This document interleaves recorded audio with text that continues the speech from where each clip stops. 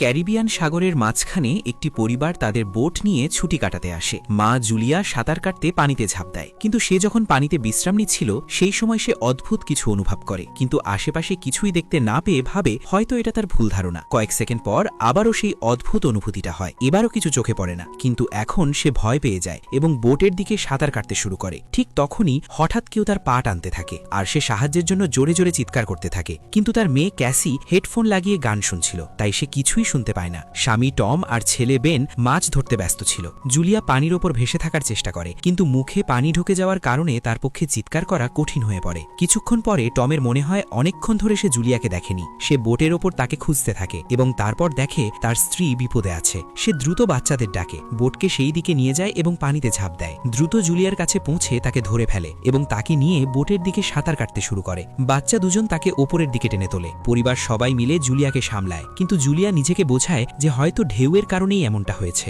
রাতে সবাই মিলে বেনের জন্মদিন উদযাপন করে। তখন ক্যাসির কাছে তার বয়ফ্রেন্ডের ফোন আসে, তাই সে ল্যাপটপ নিয়ে বাইরে চলে যায়। ভিডিও কলে তার বয়ফ্রেন্ড দেখায় যে শহরের ওপর বড় বড় কালো মেঘ জমে গেছে। হঠাৎ করে কলটি গ্লিচ হয়ে ফ্রিজ হয়ে যায়। ক্যাসি এই কথা পরিবারকে বলতে আসে, কিন্তু টম বলে যে হয়তো মাটি থেকে অনেক দূরে থাকার কারণে সিগন্যাল দুর্বল হয়ে গেছে। ঠিক তখনই সবাই একটি অদ্ভুত শব্দ শুনতে পায়। তারা সবাই বাইরে যায় এবং দেখে যে তিমি মাছের একটি দল পাশ দিয়ে চলে যাচ্ছে। টম বুঝিয়ে বলে যে তিমি মাছ সাধারণত পৃথিবীর ম্যাগনেটিক ফিল্ড অনুসরণ করে চলে, কিন্তু যখন ঝড় আসে তখন তারা বিভ্রান্ত হয়ে পড়ে। হঠাৎ করে বোটটি জোরে দুলতে শুরু করে এবং বেন পড়ে যায়। টম চিন্তিত হয়ে পড়ে যে বোটের কোথাও ক্ষতি হয়েছে কিনা, তাই সে ডাইভ দিয়ে নিচে গিয়ে চেক করতে যায়। কিছুক্ষণ পর সে আবার পানির উপর ভেসে ওঠে, কিন্তু তার কাঁধে বড় একটি ক্ষত থাকে। জুলিয়া দ্রুত তার ক্ষত সেলাই করে দেয়। টম বলে যে পানির নিচে তার মনে হয়েছিল যেন তার পিছনে খুব বড় কোনো প্রাণী আছে, কিন্তু যখন সে ঘুরে তাকায় তখন পাখার সঙ্গে লেগে তার কেটে যায়। সে বলে যে যাই হোক না কেন সেটি খুবই বড় কিছু ছিল। টম বোটের বেশ কিছু ক্ষতি দেখতে পায়, তাই তাদের সাহায্য ডাকতে হয়। জুলিয়া বারবার রেডিওতে চেষ্টা করে আর ক্যাসি ফোনে সিগন্যাল খোঁজে, কিন্তু কিছুই কাজ করে না। ঠিক তখনই ক্যাসি একটি অদ্ভুত জীব দেখতে পায় এবং চিৎকার করে ওঠে, কিন্তু পরে বোঝা যায় সেটা আসলে বেন,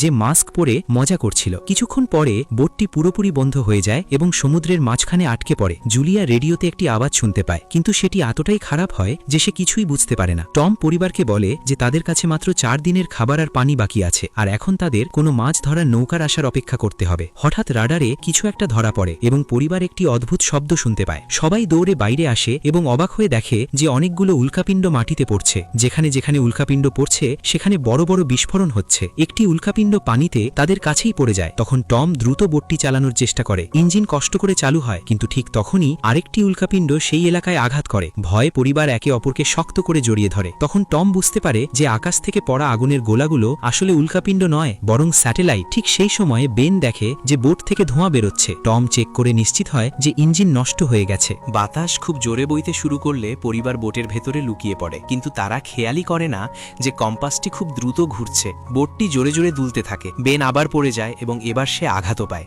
সমুদ্রের ঢেউ দ্রুত বোটের সাথে ধাক্কা মারতে থাকে। টম কষ্ট করে বাইরে গিয়ে লাইফ জ্যাকেট নিয়ে আসে। ঠিক তখনই হঠাৎ বিদ্যুৎ চলে যায়। টম দ্রুত পাওয়ার বক্সের বোতাম চাপ দেয় এবং আলো আবার জ্বলে ওঠে। সেই সময় বেন খেয়াল করে যে জুলিয়ার নাক দিয়ে রক্ত পড়ছে। জুলিয়ার মাথা ঘুরতে শুরু করে আর ক্যাসি সিঙ্কের কাছে গিয়ে বমি করে ফেলে। টম বারবার রেডিওতে যোগাযোগ করার চেষ্টা করে, কিন্তু কোনো সিগন্যাল পাওয়া যায় না। হঠাৎ করে একটি তীব্র উচ্চস্বরে শব্দ শোনা যায় এবং বাতাস আরও শক্তিশালী হয়ে ওঠে। জুলিয়া দরজাগুলো বন্ধ করার চেষ্টা করে, কিন্তু একটি লক খুলে যায় এবং প্রবল বাতাস জানালাগুলো ভাঙতে শুরু করে। টম একটি ফ্লেয়ার জ্বালায় আর কিছুক্ষণ পর চারদিকে অন্ধকার নেমে আসে। পরের দিন সকালে পরিবার ঘুম থেকে উঠে অবাক হয়ে যায়। তারা ঝড় থেকে বেঁচে গেছে, কিন্তু বোটটি অর্ধেক ধ্বংস হয়ে গেছে। যখন তারা বাইরে আসে তখন দেখে সমুদ্রের পানি পুরোপুরি উধাও হয়ে গেছে এবং বোটটি এখন মাটির উপর আটকে আছে। এটা দেখে সবাই হতবাক হয়ে যায়। ক্যাসি সিগন্যাল চেক করে, কিন্তু নেটওয়ার্ক সম্পূর্ণভাবে বন্ধ থাকে। বেন দুটি মৃত কাকড়া নিয়ে খেলতে শুরু করে। টম কম্পাস চেক করে দেখে যে সেটি উল্টো হয়ে গেছে। এমন ঘটনা নাকি শেষবার 7 লক্ষ বছর আগে ঘটেছিল। ক্যাসির মনে হয় তার বয়ফ্রেন্ড হয়তো মারা গেছে আর সে ভেঙে পড়ে। যখন জুলিয়া তাকে সান্ত্বনা দিতে আসে তখন ক্যাসি তাকে দূরে সরিয়ে দেয় এবং গিয়ে লুকিয়ে থাকে। অন্যদিকে জুলিয়া ও টম বেঁচে থাকা সরঞ্জামগুলো পরীক্ষা করে, আর বেন তার জন্মদিনের বেলুনগুলো একটি পাথরের সঙ্গে বেঁধে দেয় যেন হয়তো কোনো বেঁচে থাকা মানুষ দূর থেকে সেটা দেখতে পায়। টম আবার রেডিওতে যোগাযোগ করার চেষ্টা করে এবং এবার একজন মানুষের সঙ্গে সংযোগ হয়ে যায়। তার নাম নাভ এবং সে একটি সাবমেরিনের ক্যাপ্টেন। তার সাবমেরিনটিও স্থলে আটকে গেছে। সে নিশ্চিত করে যে পৃথিবীর ম্যাগনেটিক পোলগুলো উল্টে গেছে, তাই সমুদ্রের পানি সরে গেছে এবং অনেক জায়গার ভূমি ডুবে গেছে। সে বলে এখন পর্যন্ত সে আর কোনো জীবিত মানুষ দেখেনি এবং সব ধরনের যোগাযোগ ব্যবস্থা পুরোপুরি বন্ধ হয়ে গেছে। সে আরও বলে যে পোলগুলো আবার উল্টে যাবে এবং হয়তো 1 সপ্তাহের মধ্যে সমুদ্রের পানি আবার ফিরে আসবে। তাই সে পরিবারটিকে সতর্ক করে দেয় যে যতটা সম্ভব উঁচু জায়গায় উঠে যেতে, কারণ পানি ফিরে এলে তা খুবই ভয়ঙ্কর হবে। সে জানায় যে দুর্ঘটনায় তার সঙ্গী মারা গেছে এবং তার সাবমেরিনে মাত্র 3 জন মানুষের জায়গা আছে। জুলিয়া ও টম তাকে অনুরোধ করে যেন অন্তত তাদের বাচ্চাদের বাঁচিয়ে নেয়। তখন সে তাদের নিজের কোঅর্ডিনেটস দিয়ে দেয়। টম হিসেব করে দেখে যে সাবমেরিন পর্যন্ত পৌঁছতে তাদের প্রায় 2 থেকে 3 দিন সময় লাগবে। সে পরিবারটিকে বলে, আজ রাতে ভালো করে বিশ্রাম নাও, কাল সকালে আমরা রওনা দেব। পরের দিন সকালে পরিবার জিনিসপত্র গোছাচ্ছিল। ঠিক তখনই টম কাছাকাছি কিছু নাড়াচড়া করতে দেখে। সেখানে একটি খোড়া লোক ছিল, তার হাতে একটি হারপুন আর সঙ্গে একটি কুকুর ছিল যে ক্রমাগত ঘেউ ঘেউ করছিল। টম তার কাছে যায় এবং তাকে একটি পানির বোতল দেয়, কিন্তু লোকটি এমন এক ভাষায় কথা বলতে থাকে যা টম বুঝতে পারে না। পানি পান করার পর হঠাৎ সেই অচেনা লোকটি বোতল দিয়ে টমের মাথায় আঘাত করে এবং জোরে তার মুখে লাথি মারে। ভয়ে জুলিয়া দৌড়ে পালাতে চায়, কিন্তু তখন অনেক দেরি হয়ে গেছে। লোকটি ইতিমধ্যে টমের পেটে হারপুন ঢুকিয়ে দিয়েছিল। টম কিছুক্ষণ যন্ত্রণায় কাঁপতে থাকে, তারপর সে তার গলা কেটে ফেলে। এরপর লোকটি জুলিয়ার পেছনে দৌড়ায় এবং তার দিকে হারপুন ছুড়ে মারে, যা জুলিয়ার কাঁধে গিয়ে লাগে। ব্যথা সহ্য করতে করতে জুলিয়া ইয়টের ভেতরে দৌড়ে যায় এবং বাচ্চাদের বলে লুকিয়ে পড়তে। সে দরজাটা লক করে দেয়। ক্যাসি আর বেন সোফার ভেতরে লুকিয়ে পড়ে। জুলিয়া তাদের হাতে একটি ফ্লেয়ার গান ধরিয়ে দেয় এবং নিজে একটি ছুরি নিয়ে বাথরুমে গিয়ে লুকিয়ে থাকে। এদিকে সেই লোকটি দরজায় জোরে জোরে ধাক্কা দিতে থাকে এবং শেষ পর্যন্ত ভেতরে ঢুকে পড়ে। প্রথমে সে কিছু খাবার নিয়ে নেয়, তারপর বোটটির ভেতরে এদিক ওদিক খুঁজতে শুরু করে। তারপর লোকটি বাথরুমের দিকে যায়, কিন্তু জুলিয়া বুদ্ধি করে একটি ছোট ছিদ্র দিয়ে বাইরে বেরিয়ে যায়। লোকটি ভাবে জুলিয়া পালিয়ে গেছে, কিন্তু জুলিয়া যখন ধীরে ধীরে সরে যাওয়ার চেষ্টা করছিল তখন তার কুকুরটি তাকে দেখে ফেলে এবং ঘেউ ঘেউ করতে শুরু করে। কুকুরটি তার দিকে ঝাঁপিয়ে পড়লে জুলিয়া ছুরি দিয়ে তাকে মেরে ফেলে। কুকুরের চিৎকার শুনে লোকটি বাইরে চলে আসে এবং নিজের কুকুরের মৃতদেহ দেখে ভীষণ রেগে যায়। এই সময় জুলিয়া বোটের অন্য পাশ দিয়ে ভেতরে ঢোকার চেষ্টা করে। সে উপরে উঠে ভাঙা জানালা দিয়ে ঢুকতে যাচ্ছিল, কিন্তু লোকটি তার আগেই সেখানে পৌঁছে যায়। সে জুলিয়াকে ধরে জোরে ঘুষি মারে, ফলে জুলিয়া নিচে পড়ে যায়। জুলিয়া আসবাবপত্র ধরে নিজেকে বাঁচানোর চেষ্টা করে, কিন্তু লোকটি তাকে লাথি মেরে দূরে ফেলে দেয়। তারপর সে জুলিয়ার হাতের উপর পা রেখে দেয় যাতে সে ছুরিটা ফেলে দেয়। এরপর তার চুল ধরে মুখ মাটিতে আছড়ে দেয় এবং তাকে সোফার উপর ফেলে গলা চেপে ধরতে থাকে। বাচ্চারা এসব দেখছিল। তখন ক্যাসি বাইরে বেরিয়ে ফ্লেয়ার গান চালায়, যা সরাসরি লোকটির গায়ে লাগে। সে আগুনে জ্বলে ওঠে এবং বোটের ভেতরে আগুন ছড়িয়ে পড়তে শুরু করে। বাচ্চারা দ্রুত পালিয়ে যায়, কিন্তু জুলিয়া আবার ফিরে আসে। সে লোকটিকে একটি লাথি মেরে ফেলে দেয় এবং মানচিত্র ও ব্যাগ তুলে নেয়। তারপর তারা সেখান থেকে পালিয়ে যায়। বেন আর ক্যাসি তাদের বাবার কাছে গিয়ে কান্না করতে থাকে। জুলিয়াও তাদের পাশে বসে পড়ে এবং 3 জন মিলে চোখের জলে টমকে শেষ বিদায় জানায়। ঠিক তখনই সেই ভয়ঙ্কর লোকটি আবার বোট থেকে বেরিয়ে আসে, তাই পরিবারটি আবার দৌড়ে পালাতে শুরু করে। কিছুক্ষণ পর বোটটি একটি বড় বিস্ফোরণের সঙ্গে উড়ে যায়। কিছু দূর হাঁটার পর তারা একটি ছোট ঝর্ণার পাশে থামে একটু বিশ্রাম নেওয়ার জন্য। ক্যাসি ভাবে যে হয়তো সেই পাগল লোকটি তাদের কাছে এসেছে বেলুনগুলো দেখে। এটা শুনে বেন নিজেকে দোষী মনে করতে শুরু করে। জুলিয়া তাকে বোঝায় যে এতে তার কোনো দোষ নেই এবং সবাইকে সামনে এগিয়ে যেতে বলে, কারণ লোকটি এখনও তাদের পেছনে আছে। পথে একটি ছোট পুকুরের পাশে বেন একটি মৃত হ্যামারহেড হাঙর দেখে অবাক হয়ে যায়। ঠিক তখনই জুলিয়া খেয়াল করে যে লোকটি আবার তাদের কাছাকাছি চলে এসেছে। সবাই দৌড়াতে শুরু করে এবং একটি বালুর ঢিবি থেকে নিচে পড়ে যায়, যেখানে তারা বিষাক্ত বর্জ্য দেখতে পায়। পরিবারটি সাবধানে সেটি পার হয় এবং মনে হয় যে তারা অবশেষে সেই লোকটির হাত থেকে বেঁচে গেছে। হাঁটতে হাঁটতে তারা বড় বড় মৃত প্রাণী এবং সমুদ্রের নিচে জমে থাকা প্রচুর প্লাস্টিক দেখতে পায়। বেন ধীরে ধীরে হাঁটতে থাকে। তখন জুলিয়া বুঝতে পারে যে সে প্রায় ডিহাইড্রেশনের কাছাকাছি পৌঁছে গেছে। সে সবাইকে থামতে বলে। যখন সে পানির বোতলটা দেখে তখন সে অবাক হয়ে যায়। বোতলের পানি প্রায় শেষ হয়ে গেছে। ক্যাসি বুঝতে পারে যে হয়তো সে বোতলটা ঠিকমতো বন্ধ করেনি। জুলিয়া রেগে গিয়ে চিৎকার করে বলে তার অসাবধানতার কারণেই পানি শেষ হয়ে গেছে। ক্যাসি জবাব দেয়, এতে টি বা আসে যায়, যাই হোক না কেন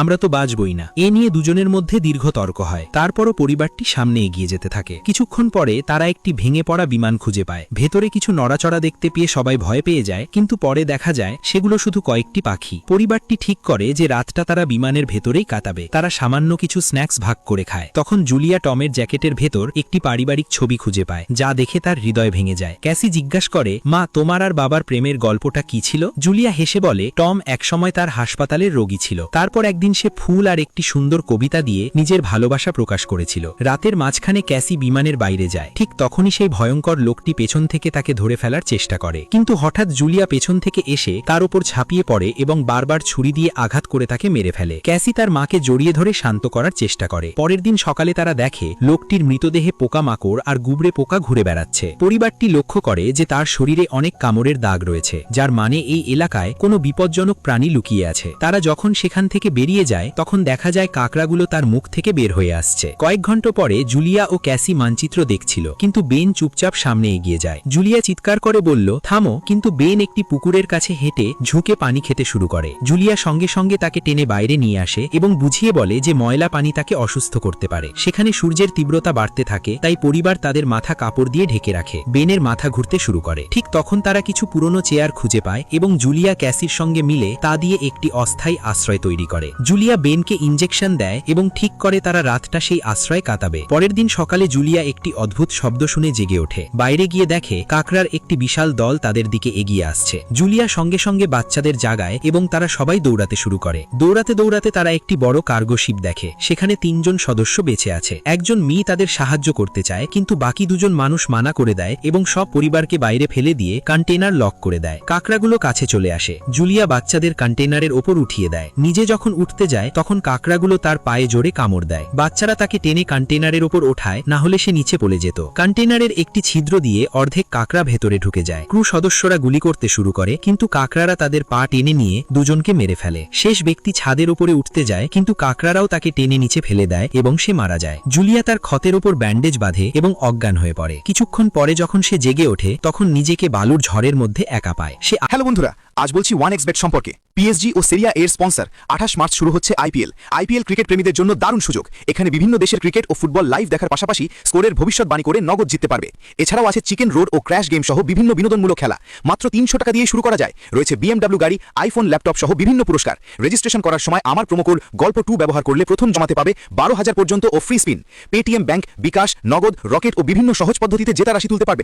তাই দেরি না করে আমার কমেন্ট থেকে অথবা গুগলে 1xBet লিখে সার্চ করুন আর প্রথম লিঙ্কে ক্লিক করে আমার দেওয়া প্রোমোকোড গল্প 2 ব্যবহার করে রেজিস্টার করো এবং বোনাস পাও। আতঙ্কিত হয়ে বাচ্চাদের খুঁজতে থাকে। সে একটি মৃত মেয়ের থেকে অস্ত্র তুলে ধরে এবং জোরে জোরে চিৎকার করে। ক্যাসি তার চিৎকার শুনে ফিরে আসে এবং বলে যে সে আর বেন সাহায্য খুঁজতে গিয়েছিল, কিন্তু কোনো লোক খুঁজে পায়নি। এরপর তারা দুজনেই বেনের সঙ্গে মিলিত হয়, যেখানে একটি খোলা কন্টেইনার পাওয়া যায়, যেখানে তারা ঝড় শেষ হওয়া পর্যন্ত থাকতে পারে। জুলিয়া টমের লাইটার বের করে এবং তার ক্ষতকে আগুন দিয়ে বন্ধ করে, যা খুবই যন্ত্রণাদায়ক হয়। ঝড় থামার পরে তারা আরেকটি কন্টেইনার খুঁজে পায়, যেখানে প্রচুর পানি বোতল ছিল। মৃতদেহ চেক করার সময় তারা একটি রেডিও এবং একটি বন্দুকও পায়। জুলিয়া নামের সঙ্গে যোগাযোগ করে এবং বলে যে মানচিত্র হারিয়ে গেছে। নাভ জানায় যে তার ওপর আর্থ্রোপডস আক্রমণ করেছিল এবং এখন সেই জীবগুলো অক্সিজেনের কারণে পুরোপুরি পাগল হয়ে গেছে। নাভ পরিবারকে দ্রুত এগোতে বলে, কারণ তার যন্ত্রপাতি হিসাব করেছে যে সমুদ্রের পানি অনেক দ্রুত ফিরে আসবে এবং তাদের কাছে মাত্র কয়েক ঘন্টা বাকি আছে। নাভ একটি ফ্লেয়ার গান শুট করে এবং পরিবার সেই দিকেই চলতে শুরু করে।